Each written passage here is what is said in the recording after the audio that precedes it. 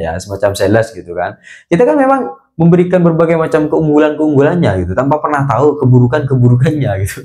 Kalau Pak Ridwan Kamil kemarin mengatakan bahwa penggusuran terbanyak dilakukan oleh Ahok yang itu adalah partainya PDI Perjuangan, ini kan memang gak ada keburukan dari pasangan Pramono dan Bang Dul, sehingga yang diserang adalah partainya. Tapi karena ada kepentingan-kepentingan lain, salah satunya mungkin adalah sebagai alat balas dendam kepada PDI Perjuangan karena pernah disakiti.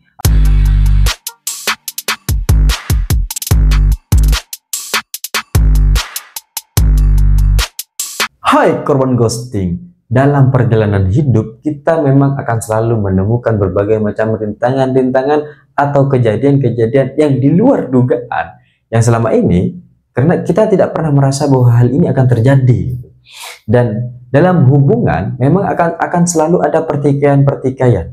Memang akan selalu ada perdebatan-perdebatan, bahkan hingga saling meninggalkan satu sama lain. Hal ini jadi teringat dengan kasus atau peristiwa antara Jokowi dan PDIP. Ini ibaratnya PDIP ini sudah ngomong, sudah merawat, sudah membina, sudah membimbing Jokowi, menghantarkan Bapak Jokowi kepada tingkatan-tingkatan jabatan-jabatan di Indonesia hingga pucuk tertinggi. Mulai dari wali kota, gubernur, sampai beliau jadi presiden 2 periode. Tapi setelah itu akhirnya Bapak Jokowi harus berpaling dari PDI Perjuangan. Kemudian kita mengatakan atau narasi disebarkan adalah tentang PDI Perjuangan ini partai yang nggak baik, PDI Perjuangan ini partai yang buruk. Sedangkan dulu kita mengenal bahwa PDI Perjuangan itu dikatakan buruk karena Jokowi. Dan sekarang ketika Jokowi keluar, maka PDI Perjuangan tetap dianggap buruk dan Jokowi tetap baik. Jadi yang repot yang mana ini gitu?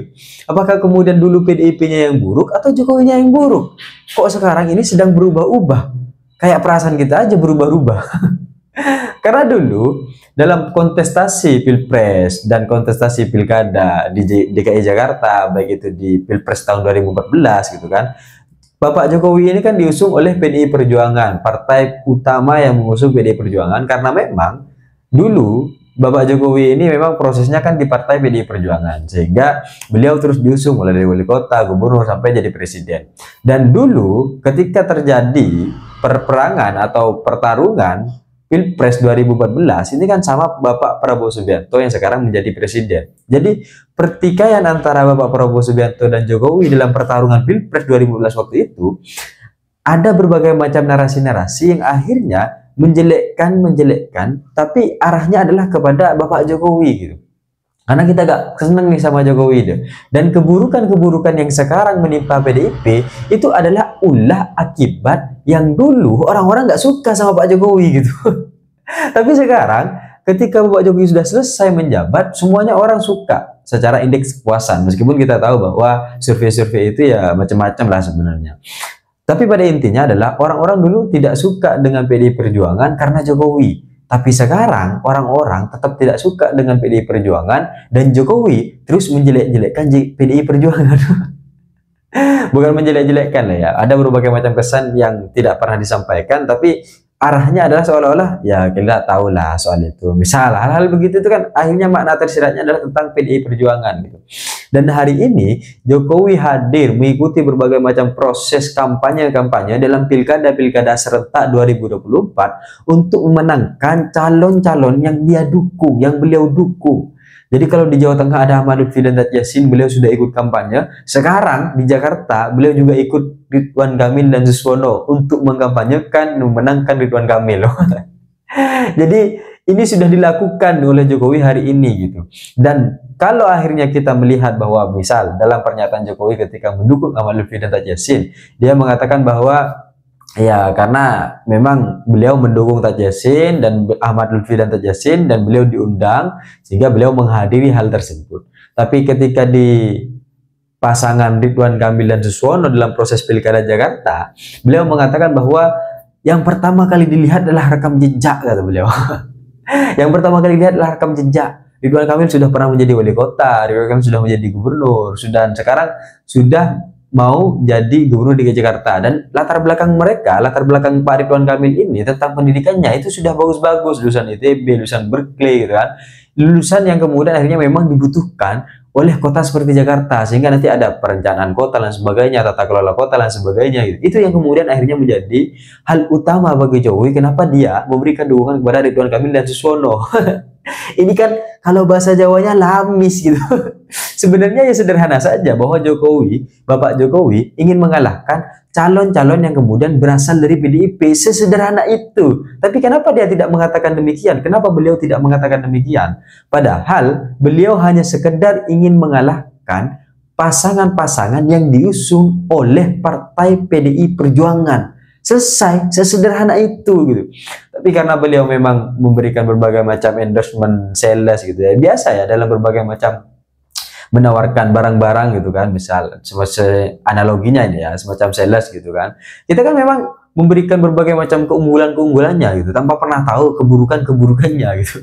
Kalau Pak Ridwan Kamil kemarin mengatakan bahwa penggusuran terbanyak dilakukan oleh Ahok yang itu adalah partainya PDI Perjuangan, ini kan memang gak ada keburukan dari pasangan Pramono dan Bang Dul, sehingga yang diserang adalah partainya. Padahal nanti yang jadi pemimpin ya mereka gitu, bukan partai. Partai kan hanya mendelegasikan sebagai amanah dari undang-undang yang ada. Karena mau bagaimanapun yang mendelegasikan ini partai gitu. Sama kayak Ridwan Kamil kan juga didelegasikan partai gitu. Tapi memang narasi yang dibangun adalah untuk menjelekkan partai politik, yaitu PDI Perjuangan. Sehingga yang diserang adalah Ahok, karena Ahok PDI. Yang diserang adalah latar belakang gitu. Ini seandainya dalam kehidupan berbangsa dan bernegara kita, yang diserang itu bukan soal saya, bukan soal pribadi saya, tapi tentang ras saya apa gitu, sehingga yang diserang rasnya, oh kamu adalah orang timur, oh kamu adalah orang ini gitu.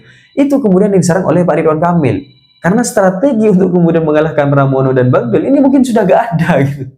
Sehingga kemudian akhirnya hal-hal demikianlah yang dilakukan gitu. Dan kita bisa melihat bagaimana kemudian rekam jejak yang dilakukan oleh Jokowi, rekam jejak yang dilakukan oleh Pak Ridwan Kamil terkait berbagai macam hal-hal yang dilakukan selama ini. Misal di Jawa Barat, Pak Ridwan Kamil juga terkenal sebagai orang yang suka gusur gitu. Bahkan beliau sendiri yang mengatakan, ya silahkan warga untuk kemudian memproses secara hukum. Jadi warganya suruh proses secara hukum, itu gak ada kehadiran pemerintah. Iya, terserah saya yang gusur. Mungkin kira-kira begitu. Tapi dari kejadian-kejadian ini kita bisa melihat bagaimana kemudian hasrat Jokowi, Bapak Jokowi setelah lengser ini untuk kemudian mengalahkan dan menenggelamkan partai PDI Perjuangan ini sangat besar gitu. Sehingga semua calon-calon yang selama ini potensial, calon-calon yang akhirnya surveinya semuanya melejit naik dan mengalahkan seluruh elektabilitas calon-calon dari Kipres, ini jadi meradang gitu. Sehingga dia harus turun gunung, dia harus memberikan berbagai macam efeknya, karena mau bagaimanapun diakui atau tidak diakui, pada saat Pilpres katanya ada semacam Jokowi efek. Meskipun kita tahu bahwa itu adalah jabatan efek atau sebagai presiden efek ketika dia menjabat. Jadi wajar kalau kemudian hal kemarin terjadi dalam proses Pilpres misalnya. Dan ini juga bertolak belakang ketika kemudian akhirnya Pak Jokowi mengatakan bahwa Ridwan Kamil ini sudah memiliki latar belakang yang bagus, latar belakang yang baik, baik dari pendidikan, kemudian proses jabatan, dari tingkatan bawah hingga tingkatan di atas gitu kan, baik dari manajemen yang kecil sampai manajemen yang lebih besar gitu. Tapi dia tidak pernah berkaca gitu, bagaimana kemudian Gibran, oh enggak, Gibran tetap dari skop kecil ya, karena beliau ini, Pak Wapres ini, dari wali kota Solo, meskipun belum tuntas, gak apa-apa, tapi sudah belajar di manajemen kecil, tapi langsung melompat jauh karena melenting melalui Presiden Jokowi. Jadi gak apa-apa gitu, di satu sisi kita melihat dengan berbagai macam latar belakang, satu sisi kita tinggalkan, yang penting ini adalah keluarga saya, misal kan begitu kan. Sehingga pernyataan-pernyataan ini dalam dunia politik beliau tidak pernah konsisten dari awal. Kalau beliau memang mendukungnya secara secara latar belakang, kenapa tidak semuanya secara latar belakang gitu kan, tapi mencela-mencela gitu kan gitu akhirnya kesan yang kemudian terbentuk. Dan selama ini kita tahu bahwa partai PDI Perjuangan dalam kontestasi Pilpres sejak 2014 sampai 2024 itu buruk karena efek Jokowi, tapi hari ini Jokowi keluar dan PDI Perjuangan tetap dianggap buruk. Malah Jokowi mempromosikan seolah-olah mempromosikan bahwa ya PDI Perjuangan ini memang partai yang nggak baik gitu, jadi udahlah tinggalkan gitu. Jadi memang ada semacam hasrat untuk kemudian menenggelamkan yang namanya Partai PDI Perjuangan. Tapi akan kita lihat bagaimana kemudian hasil dari pilkada ini. Apakah kemudian orang-orang yang telah didukung oleh Jokowi, orang-orang yang sudah deklarasikan oleh Jokowi akan memenangkan kontestasi ini? Ya, kita akan lihat gitu. Tapi mau bagaimanapun, kita juga pernah mengingat apa-apa yang kemudian pernah disampaikan oleh Pak Jokowi, bahwa dia akan menjadi orang biasa, dia akan pulang ke Solo, dan dia ya sudah gitu, pulang ke Solo janji orang biasa gitu. Tidak ada kalimat-kalimat bahwa dia tetap akan melanjutkan berbagai macam karir politiknya, mempertahankan berbagai macam elektabilitasnya, popularitasnya gitu kan. Tapi pada akhirnya dari semua kejadian-kejadian ini kita akhirnya tahu bahwa semua yang dikatakan itu berbeda dengan apa yang diharapkan. Jadi ketika akhirnya sekarang mengatakan bahwa Pak Ridwan Kamil ini bagus secara latar belakang, sebenarnya juga ada harapan yang ingin didapatkan. Kalau akhirnya sekarang berikan dukungan kepada Bapak Ahmad Lutfi dan Taj Yassin, meskipun beliau mendukung dan sebagainya, sebenarnya ada hal lain yang juga diharapkan. Sehingga dari kejadian-kejadian ini kita tahu mana kemudian perkataan-perkataan yang akhirnya akan tidak sesuai dengan kenyataan. Dan ketika perkataan itu tidak sesuai dengan kenyataan, maka akhirnya yang kita rasakan adalah kekecewaan. Jadi masyarakat perlu melihat secara jelas bahwa apa-apa yang disampaikan oleh beliau akan selalu berbeda dengan apa-apa yang menjadi tindakan dan harapan beliau. Sehingga kalau hari ini kita melihat beliau mengendorse satu pasangan, kemudian menjadi jubir salah satu pasangan untuk kemenangan masing-masing pasangan tersebut, maka beliau sudah seharusnya dan sudah selayaknya bahwa perkataan itu sebenarnya tidak sesuai dan dibuat-buat hanya karena beliau pernah punya jabatan yang akhirnya beliau bisa terkenal, maka dengan itu beliau menggunakan untuk kepentingannya. Tapi tidak masalah karena ini adalah hak seluruh masyarakat Indonesia dan Bapak Jokowi adalah salah satu masyarakat Indonesia. Dan ini adalah hak semuanya, dan ini adalah pesta demokrasi, maka semuanya dapat ikut berperan atau dapat mengambil peran dalam kontestasi-kontestasi pilkada yang ada.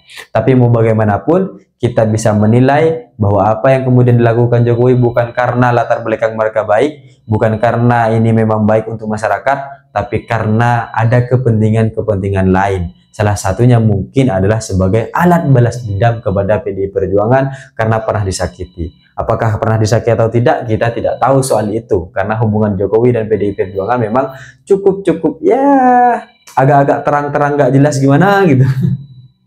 Dibilang tengkar ya gak terlalu tengkar, tapi satu sisi ya saling silam menyilam. Dan biasanya yang begini ini yang pertengkarannya cukup hebat dan sangat kuat. Kan biasanya gitu kan. Dan selama ini kita intinya sadar bahwa selama ini berbagai macam proses-proses keburukan dari Partai PDI Perjuangan di masa lalu yang hingga hari ini terkenang di masyarakat itu adalah dampak dari apa-apa yang dilakukan Jokowi ketika menjabat. Sehingga kalau hari ini akhirnya Jokowi keluar dari PDI Perjuangan, dia menantang PDI Perjuangan, maka memang sebenarnya yang membawa dampak buruk adalah Bapak Presiden Jokowi.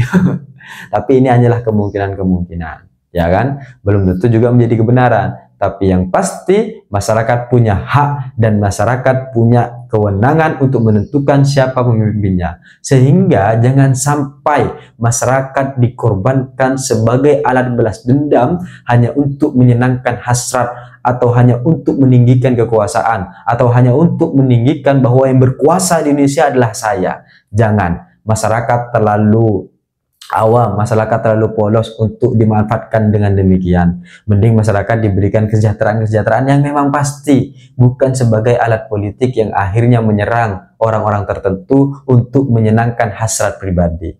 Saya pikir itu cita-cita saya ingin seperti Gibran, tapi saya sadar diri dan sadar posisi. See you, korban ghosting.